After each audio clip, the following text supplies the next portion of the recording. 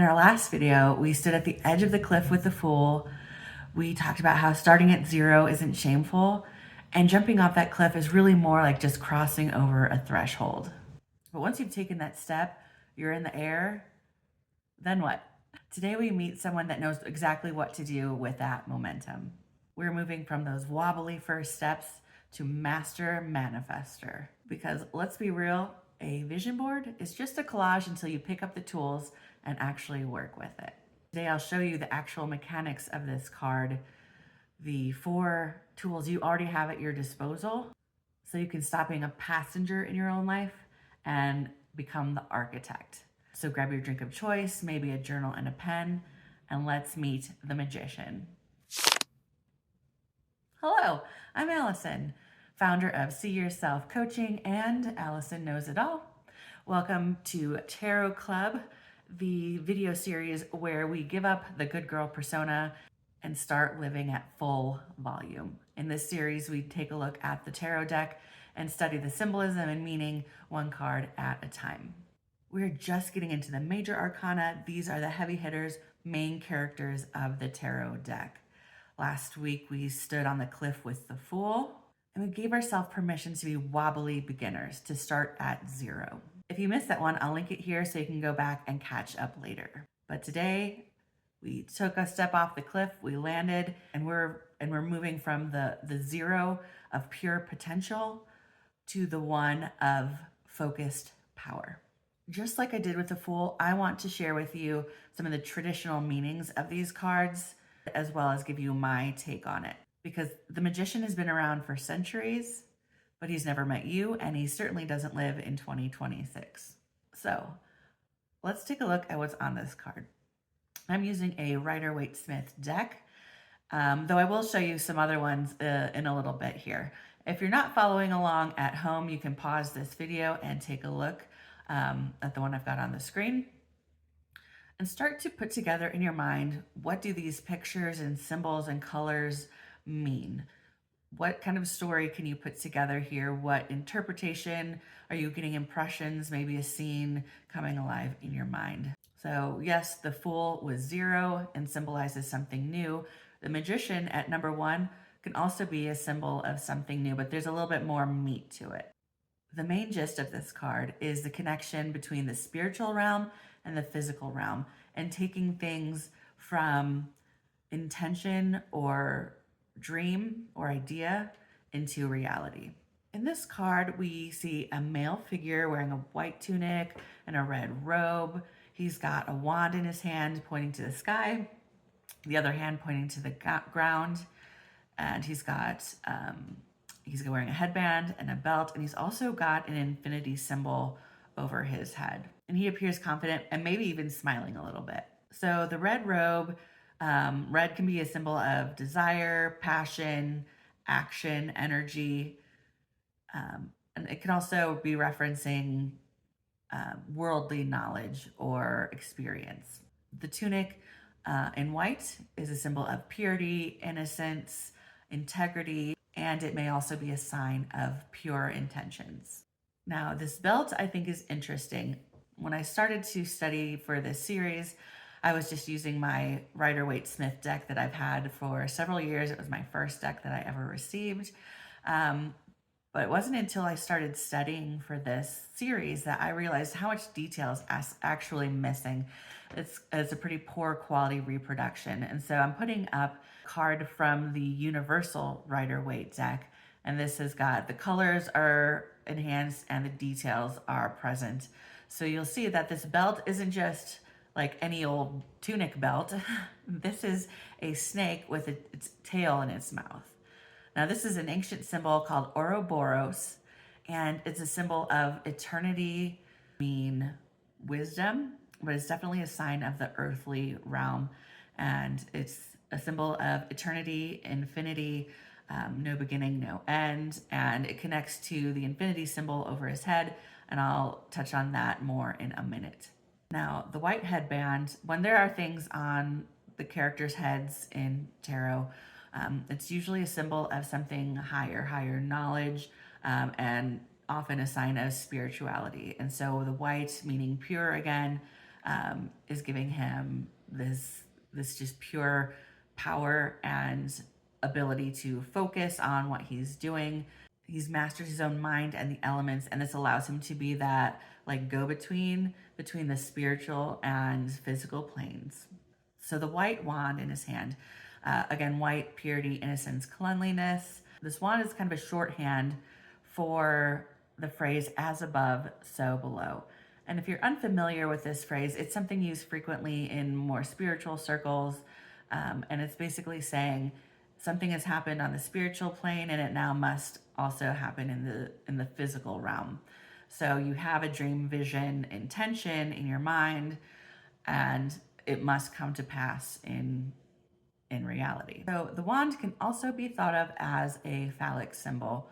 And yes, it's very cisgendered here. Just remembering these meanings are hundreds of years old. And so the masculine energy is kind of considered to be active and moving forward.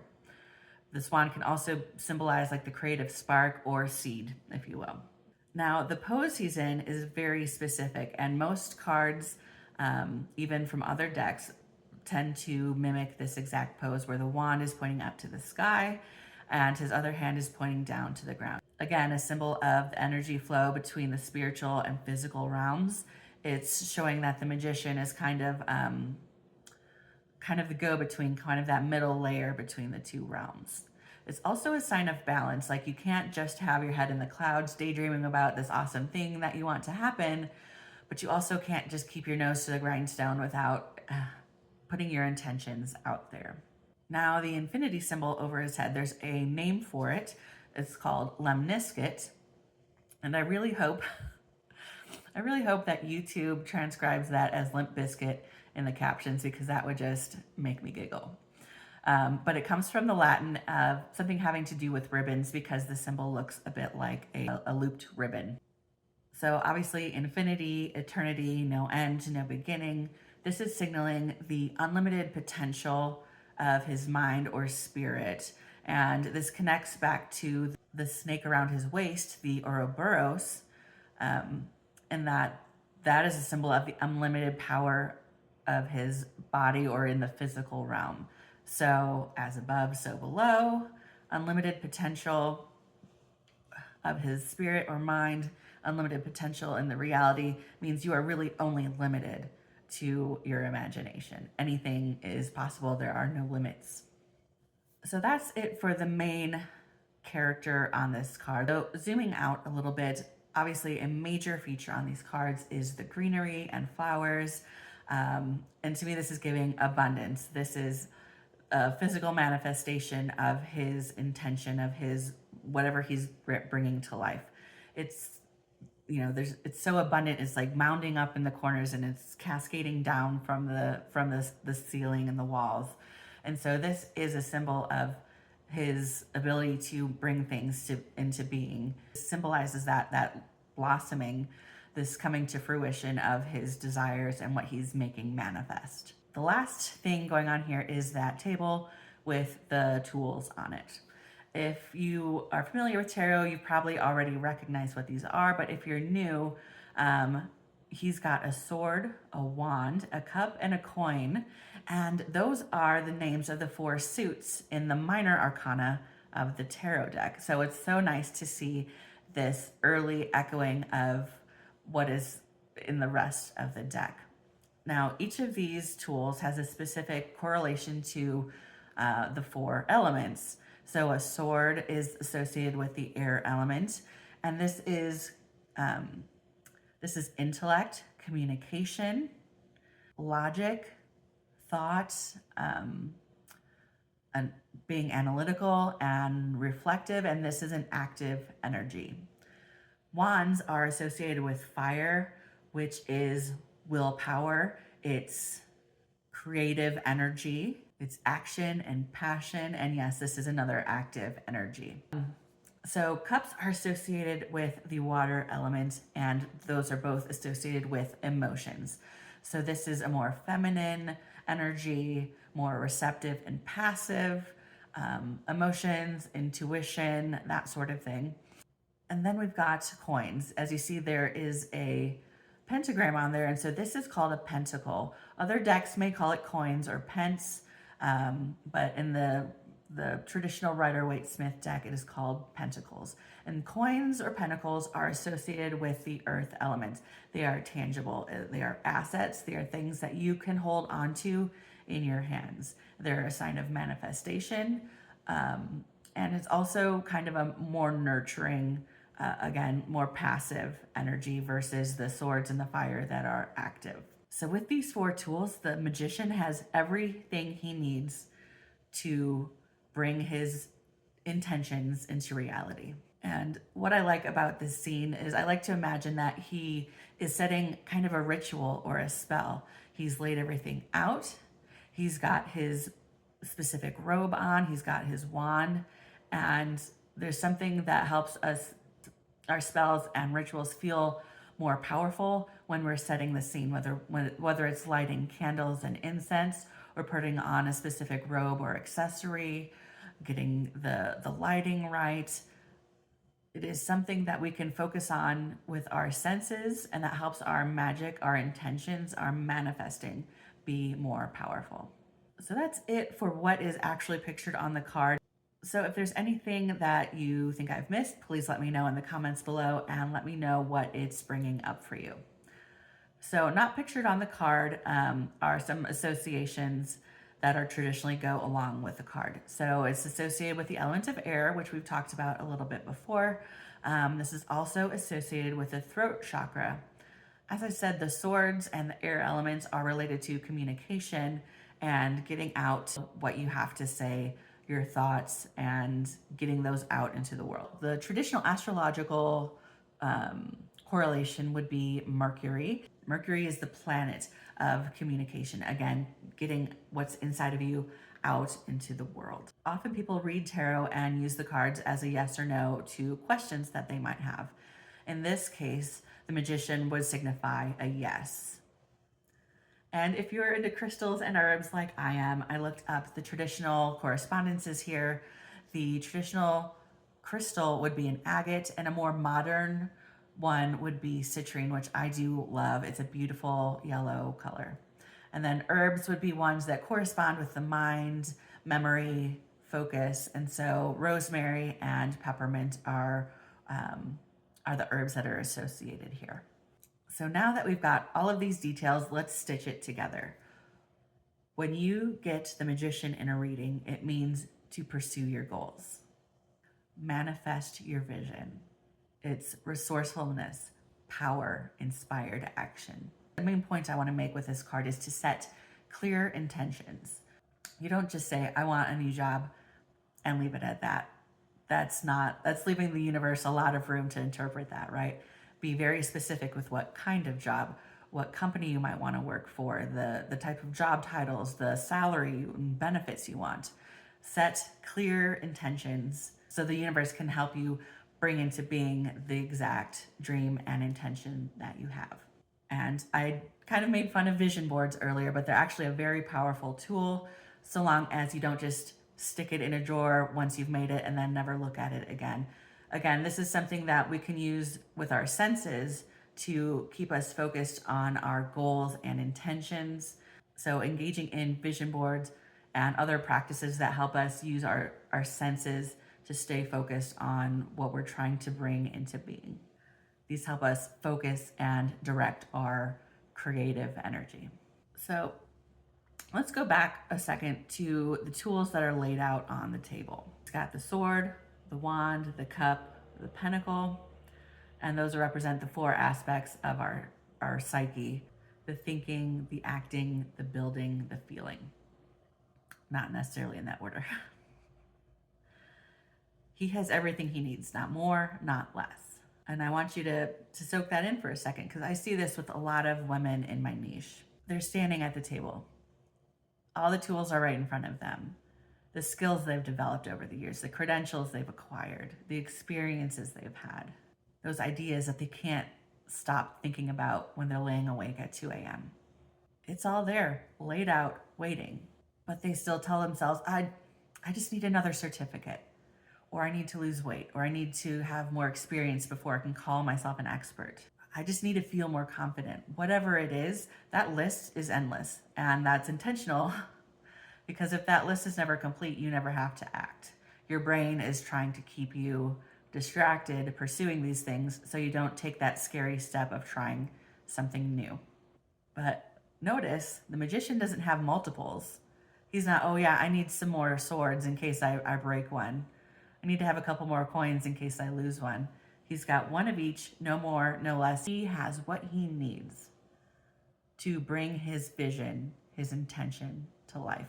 He doesn't say, I'm going to come back when I have a few more things. He stands there with his wand, with his hand pointing down to the ground, and he declares it. Now, I referenced the throat chakra a little bit ago and kind of skipped over that, but I want to spend some time on that now. I think this is the most important thing on this card for you specifically. The magician's element is air. The chakra is the throat chakra. His ruling planet is Mercury, the planet of communication, of words, of how we transmit what's in here out into the world. The magician is not a card that's just about having the right tools. It's what you do with them. It's speaking your vision into being, using your voice to close the gap between what you dream of and what actually exists. You can have all those tools on the table, but if you keep your vision quiet to yourself, where nobody can tell you it's too much or too big or too soon or too late or too whatever, that's not protection, that's being stuck. The magician doesn't quietly journal about his intentions. He declares it with his pose, with his body, and what we can't see on the card is with his voice. He's saying, as above, so below, what I can see, I can create. And he declares it and he embodies it. So if you're the type that likes to journal, here is what I would like you to journal on. There's actually two things. What's already on your table?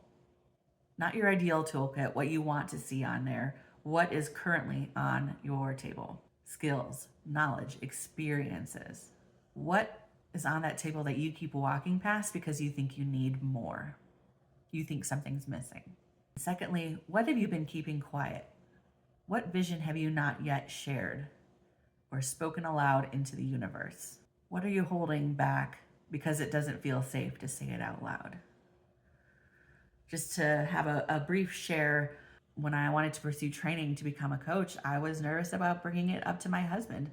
I worried he would think that I wasn't smart enough or good enough or able to be a coach, or he didn't think it was a good idea to spend the money on that. And yet I felt so much in my soul that I needed to do this that I brought it up to him, and thankfully he was 100% behind me and said, yeah, let's figure out the money. Let's get you that training so you can do this. And then after I started the training and opened my business, I was afraid to share what I was doing with my family and friends because, again, I thought that I was, going to feel embarrassed, or that they were going to think that I wasn't good enough to do something like this, or that it was too different from what I've done in the past. And I had to get over that, because if I just kept it inside, like, what's the point of a business if you're not able to talk about it, right? I can't help anyone if I'm not sharing my knowledge and skills and experience and empathy. So you have to kind of find your way to get over that. The magician's real power isn't the tools, it's his voice. So that's what this card is asking of you. I am huge on affirmations. It's been a very big part of healing things in myself, manifesting things in my life, and it's something I use with my clients as well. So I've got a few for you to repeat when you want to embody the magician and his energy. I have everything I need to begin. I am my own green light. I give myself permission to pick up these tools and get to work. I speak my future into the present, and I am the architect of my own life. Now it's time for some fun. I like to show you the card in other decks so you get a picture of what other artists, writers, and creators, how they interpret the magician and how they then turn around and display that back to us. So this first one is from my current favorite deck. It's called the Modern Witch, and is very faithful to the Rider-Waite-Smith deck, but obviously a modern interpretation. The two main differences here, obviously it's a black woman instead of a white man. Two main differences I see here: the tools are laid out on a rocky shelf instead of a table, and the belt is missing from the original deck. Otherwise, this is a very faithful interpretation of the original card. This card is from the Santa Muerte Tarot deck, which I showed you when we looked at the Fool last week. I love this deck. I think it is so beautiful to look at. And this one is quite different from the Magician that we were looking at originally. However, most of the elements do seem to be present. Some are on the table, some might be hanging around behind him. And I love the white candles that are inside his sombrero. That's absolutely a sign of pure intention, spirituality, and knowledge.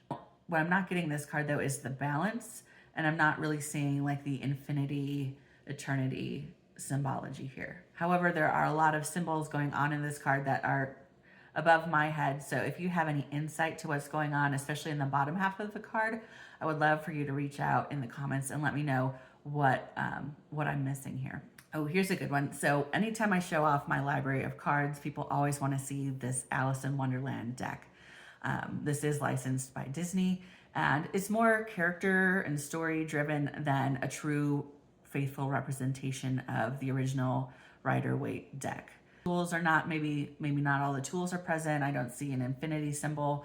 And I think that we can infer something from this, that the tools are inherent in the character. The Mad Hatter has his own view of things, his own way of doing things, and that's where his magic lies. The deck tells us that the tools are our own inherent skills and vision, and the circumstances in our life, the tea party around us, so to speak, versus a prescribed set of items. This one's another deck that I showed you last week with the Fool. This is The Wild Unknown by Kim Krans, and she again loves to leave things wide open for interpretation. So this one does have all of the elements represented. All the tools are there. The infinity symbol is there, but instead of a human with the wand, it is a cat. It's a leopard. I also like that the sun is seen on this card, and that gives another element of masculine power, especially because the cats are usually more associated with feminine energy. But I'm definitely seeing confident, alert, quick-witted, and I'm definitely seeing that focused, active energy. So as you learn tarot, you'll start to see pictures and symbols from tarot in the world around you. And so for that reason, I love to use pop culture figures to kind of help illustrate what's going on in the cards into something that you're already familiar with. So the Magician is all about the I have everything I need in this limited set of tools, and I can make it happen. So this immediately made me think of MacGyver, right? Give him a gum wrapper, a paper clip, and some duct tape, and he can fashion a working satellite dish. He's not waiting for someone to come rescue him from some perilous situation. He can make use of what he's got at hand to make something happen. I think Wanda Maximoff is another great one, the Scarlet Witch. She literally rewrites reality to fit her vision. She represents the as above, so below power of taking an internal desire and making it a physical truth, a reality. Who else? Tony Stark from Iron Man built this with a bunch of scraps in a cave. Kevin McAllister from Home Alone, making use of the tools and toys and things that he already had at his disposal. Willy Wonka. Who else can you think of? I'd love for you to share more ideas in the comments below. So the Magician takes the four elements, those four tools, and he makes something happen. And I thought we could together as a group make some sort of recipe. Let's put our ingredients together and see what kind of chaos and magic we can bring out of that. So what are your three weird tools or random ingredients that make up your own personal magic? I'll go first. Well-timed joke, bold set of earrings, and an Excel spreadsheet that is not only beautiful, but perfectly functional. Again, I'd love to hear what your magic tools, ingredients are. Please share them in the comments, and we'll put together a collective toolbox. Two things before I go. Reversals. A lot of people that are new to tarot are concerned about learning how to read not only the upright meaning, but also the reversals. For newbies, I'd say focus on learning the upright meanings first. I think that is the most important element here. But I understand that people do want to learn reversals. And so my rule of thumb is generally finding a way to Uno reverse the upright meaning of the card. So for the Magician, I've got like 2 or 3 thoughts. It might mean you have the vision, but something's blocking you from making it a reality. Whether that's something internally, something you're doing to block your power, or there's some external source that's stifling you or preventing you from bringing your vision into being. Another one is this card is sometimes associated with like trickery, deceit, kind of like fox-like energy, and I don't personally get that for upright. I think that's more of a reversed meaning, manipulation, trickery, that sort of thing. And then the third one would be poor planning and maybe untapped talents. You're not using all of your tools. So when it comes to learning tarot, I will always recommend doing daily polls to start to learn the tarot card by card. And you can do this in order like I'm doing with this series, or I think it might be more interesting to shuffle them and pull a random card every day. And it doesn't have to be every day, but most days. And so pull that card and take a look at it, study it, meditate on it, look at the symbols and colors and images, and try to make a picture or a scene or come up with some story behind what's going on before you look it up on Google or look at the little white booklet that comes with your deck. Developing a relationship with these cards is going to get you the most meaning and fulfilling experience reading tarot. Take the card with you wherever you go that day, even if you just take a picture on your phone and just kind of meditate on it and think about what that means. And I think that you'll have a more profound experience learning the tarot and having a relationship with the cards. So last thing before I let you go. So there is always a card of the year. And this is related to numerology. So as I'm filming this, it's 2026. And so if you add up each of those digits, 2 plus 0 plus 2 plus 6, you get 6, 7, 8, 9, 10, which you reduce down to digit number 1. If you add 1 plus 0, that's 1. And that is the card, the Magician. So the Magician is the card for the year. Now, there are some numbers that you don't reduce down, and 10 would be one of those. So 10, which is the Wheel of Fortune, which we'll get to later, of course, is the other. So you can consider the Magician and the Wheel of Fortune the 2 cards of the year. So I wanted to share that with you. And I think it's interesting to pair the Magician with the Fire Horse energy that we've been talking about lately, where it's giving fiery, creative action. I think that's a great fit for the Magician. Thank you so much for watching this video. I had a blast making it for you. Next up is card number 2, the High Priestess, finally getting some feminine energy up in here. I'm excited to bring her to you next week. Until then, that's the tea from the tarot. Go out and live it.